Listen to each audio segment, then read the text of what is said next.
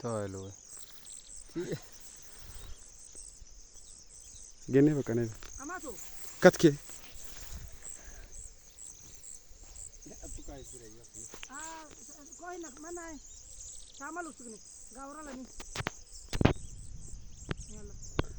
እንግዲህ እንደምትመለከቱት ይሄን በሐሩካ ወረዳ ይሄን መሰለ ፓኒካም የሚባል የሳር ዝርያ በዚህ አይነት መንገድ እንግዲህ ተመርቷል።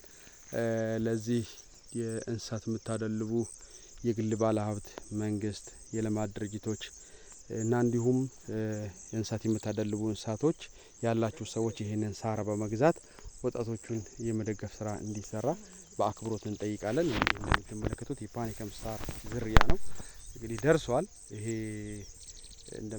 እንደምትመለከቱት ሳሩ በጣም አድጓል። ስለዚህ ደርሷል። እንስሳት የምታደልቡ ሰዎች ይሄንን ሳር ወጣቶችን የመደገፍ ስራ ቢሰራ እላለሁ። ሐሩካ ወረዳ ሐሱባ ቀበሌ። ሰላም አለይኩም።